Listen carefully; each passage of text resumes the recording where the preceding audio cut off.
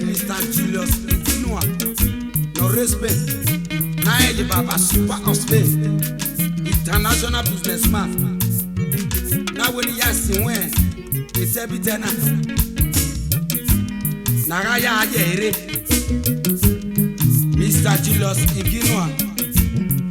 Now when he way, wanna Yakunivaya, not a queen to get Oinogeri. Nana Noriawa Owo Kao Wayaga move Munawari your boy. I will make me say yo.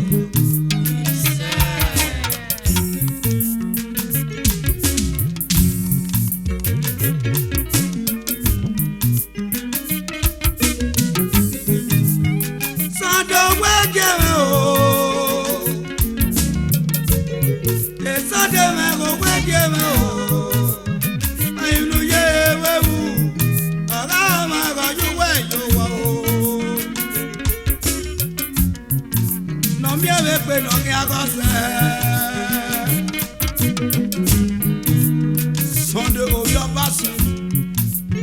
Who would damn a bit? Mama, okay,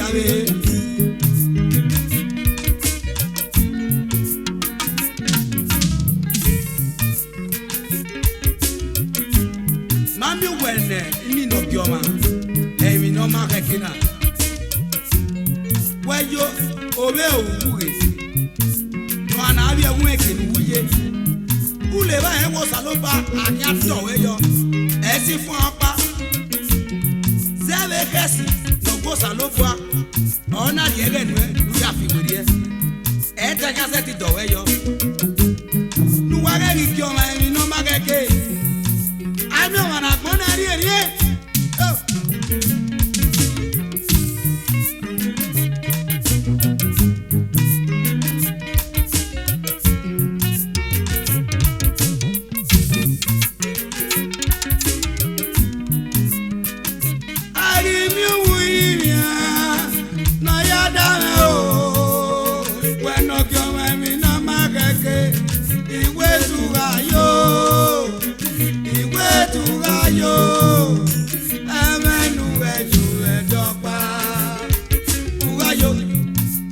yo iwe duga yo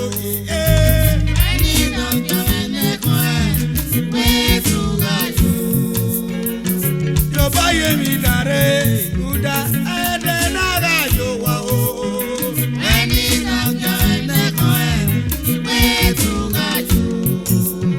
bueno riabu bueno siba iwe duga yo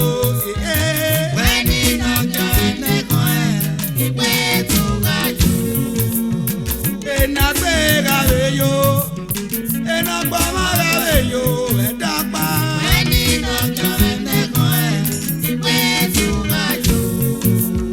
semweno wipinaba agama yu weja yo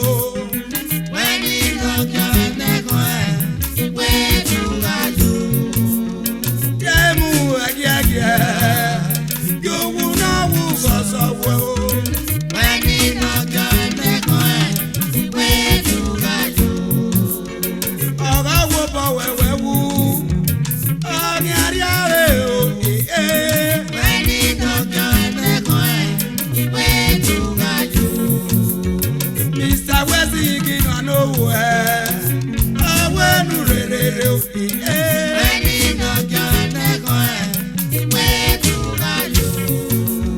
Mr. Julius Igino and no respect.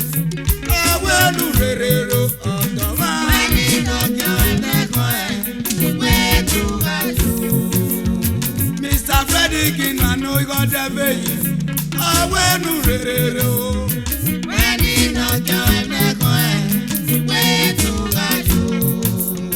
Mr. Jolly Igino and no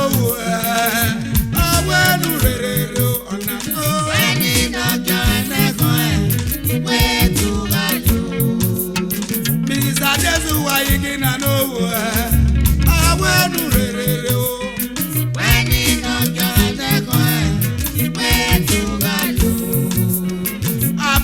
begin and nowhere.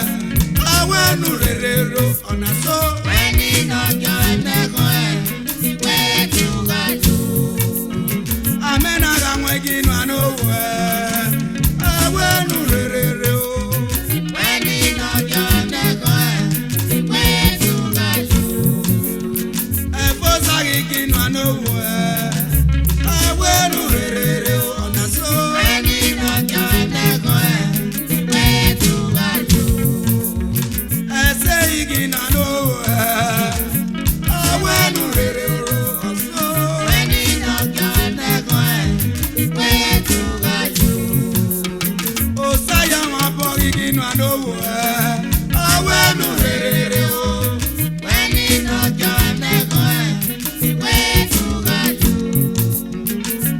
Amazulapa